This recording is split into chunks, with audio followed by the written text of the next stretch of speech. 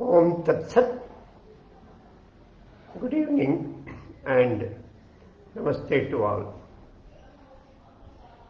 One more story from GrandPa. Stories from animal world. Stories of animals in lives of eminent personalities. Shri Buddha, who was Siddhartha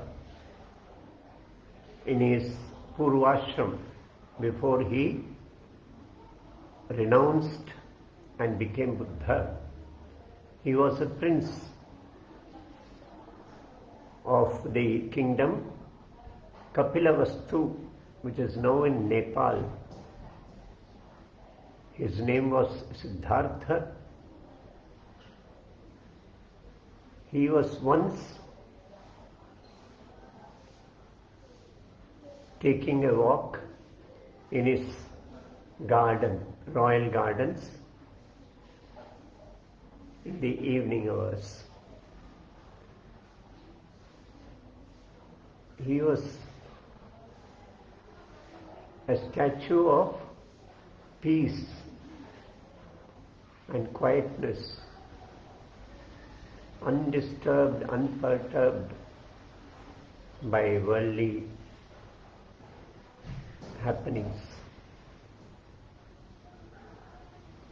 He was quietly taking a walk when a swan fell at his feet with a thud. He took the swan in his arms and with all love, he took it to near his chest when he noticed that it was hurt by an arrow, probably by a hunter, and it was bleeding. So he placed the swan on the ground in a comfortable position, and then slowly, gently, he removed the arrow from his body. The swan was in utter pain, but this pain is a benevolent pain. This is unavoidable to give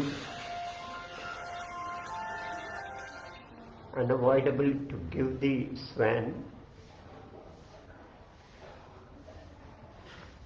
a comfortable and a healthy body, to revive its life of happiness and freedom. So the arrow was removed as gently as possible. Then Siddhartha called the royal physician and handed over the swan to him for dressing and relieving it of its wound. The physician started nursing the swan. While all these things were happening, a hunter entered the palace gardens and approached Prince Siddhartha and demanded that the swan be returned to him. Siddhartha asked him, what is it that he is claiming as a right? The hunter said, I have shot the arrow. So it is my hunt and I have a natural right over it. Siddhartha said, if you cannot give life to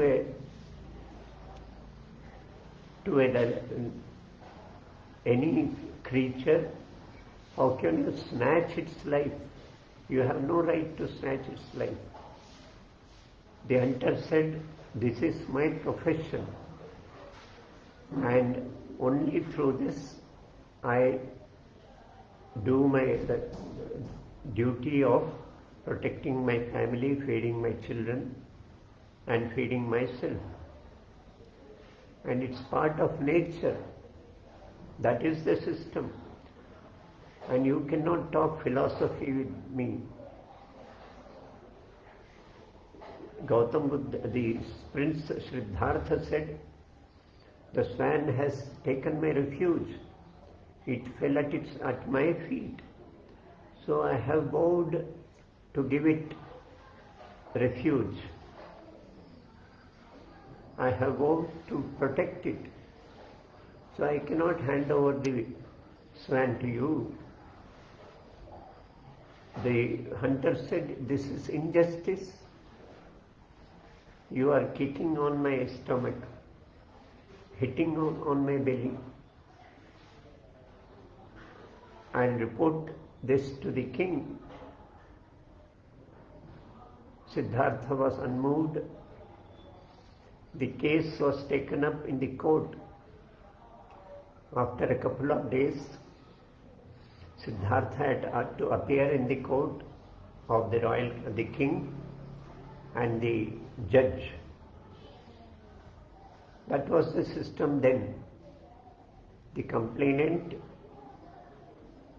when he takes the case to the court, the person on whom the complaint has been lodged, he has to face the court.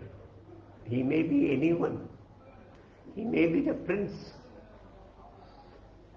The subject had right to even dispute a decision of the king and take him to the court. So the Prince Siddhartha was in the court facing the complaint by the hunter. The hunter said, this swan is my right. I have shot the arrow and shot it. Siddhartha said, how can he claim the right? He cannot give life, so he cannot snatch life. Only the God himself who gives us life, he has the right to snatch life. But the hunter said, this is part of our worldly life, and we have been doing it since generations. Philosophy will not work with this. Then Siddhartha said, okay, this can be solved in one more way. You place the swan in the middle of the court, and both of us will call it, beckon it, and this swan will belong to the one whom this swan approaches or walks towards. So the swan was placed inside, in the middle of the court. The hunter raised his voice and called it. The swan shivered and trembled. Then Gautam Buddha, the Prince Siddhartha, called him, and it gently walked towards Siddhartha, and when it was near, it flew and clung on to his chest. With all love, it wrapped its wings over Siddhartha's shoulders. The court was mesmerized by the sight of and compassion and love between the swan and prince. And the court decided that the swan belongs to Siddhartha. Siddhartha said, I won't like to possess it. It will have the right of freedom, and it will have the right of flying in the skies. So the court agreed to it and judgment was delivered. Prince Siddhartha was an idol of compassion even before he became Gautam Buddha. So let me conclude the story for the day. We'll continue this series with one more story tomorrow. Stories from the animal world. Stories of animals in eminent lives. Let me conclude. Om Tat Sat.